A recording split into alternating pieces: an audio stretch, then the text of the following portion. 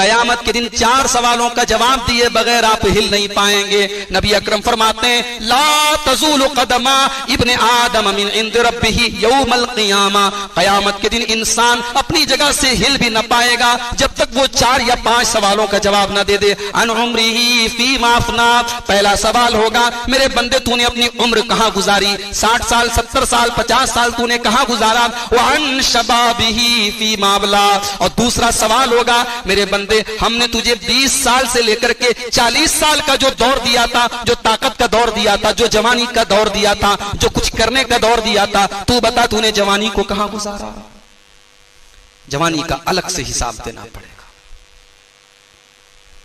تو اللہ کے نبی فرماتے کہ وہ نوجوان جس کی جوانی اللہ کی عبادت میں گزری ہو، یہ ہمارے نوجوانوں کی جوانی کہاں گزر رہی ہے؟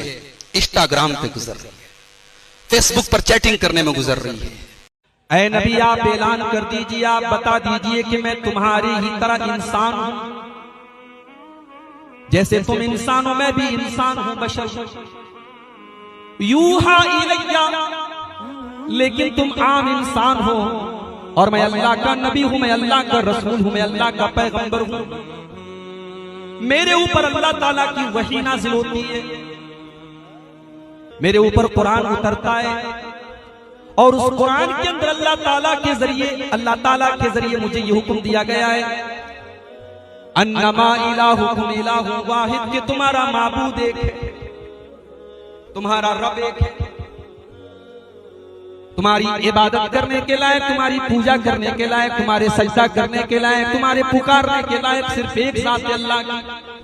اے نبی آپ اعلان کر دیجئے، آپ بتا دیجئے کہ میں تمہاری ہی طرح انسان ہوں۔ دنیا کی ہر چیز کی ایک ایکسپائری ڈیٹ ہے، جوانی ایکسپائر ہوتی ہے بڑھاپے میں، دولت ایک دن ایکسپائر ہو جائے گی، زندگی ایک دن ایکسپائر ہو جائے گی، آپ کا حسن و جمال ایک دن ختم ہو جائے گا۔ دنیا میں ہر چیز کی ایکسپائری ہے، لیکن اللہ کے پاس جو نعمتیں ہیں وہ کبھی ایکسپائر نہیں ہوں گی۔ ما عندکم ینفد، تمہارے پاس جو کچھ ہے سب ایکسپائر ہو جائے گا۔ وما عند اللہ باق، اور جو اللہ کے پاس ہے وہ فار ایور ہے، وہ ہمیشہ رہے گا۔ اللہ کے پاس جو نعمتیں ملیں گی ان کی کوئی دنیا کی ہر چیز کی ایک ایکسپائری ڈیٹ ہے، جوانی ایکسپائر ہوتی ہے بڑھاپے میں، دولت ایک دن ایکسپائر ہو جائے گی، زندگی ایک دن ایکسپائر ہو جائے گی، آپ کا حسن و جمال ایک دن ختم ہو جائے گا۔ دنیا میں ہر چیز کی ایکسپائری ہے، لیکن اللہ کے پاس جو نعمتیں ہیں وہ کبھی ایکسپائر نہیں ہوں گی۔ ما عندکم ینفد، تمہارے پاس جو کچھ ہے سب ایکسپائر ہو جائے گا۔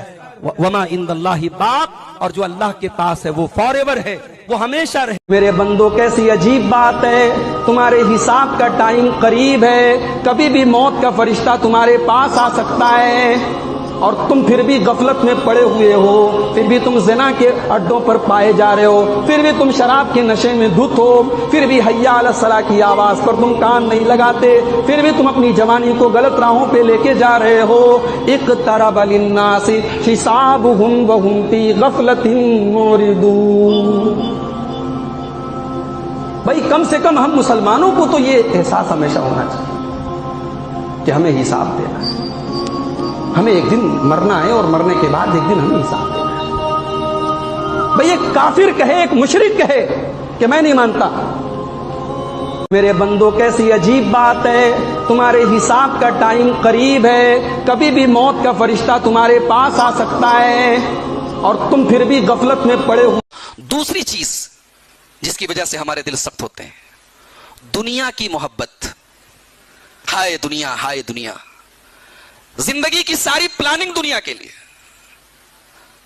آخرت کی کوئی فکر نہیں ہے۔ جس کا دل ایسا ہو جائے اس کا دل سخت ہو جاتا ہے۔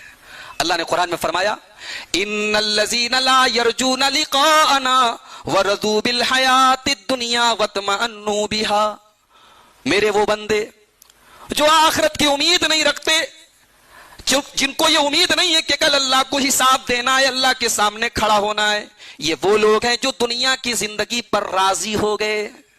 اسلام یہ نہیں کہتا ہے کہ آپ دنیا میں مت رہو، دنیا کی زندگی سے بھاگو، نہیں، رہنا ہے، لیکن اسی کو سب کچھ سمجھنا، اسی پر راضی ہو جانا، اسی پر مطمئن ہو جانا، اسی سے سیٹسفائیڈ ہو جانا، یہ ایمان والے کی صفت نہیں، یہ آخرت کے منکر کی صفت ہے۔ اور فرمایا ایسے لوگوں کا انجام کیا ہوگا؟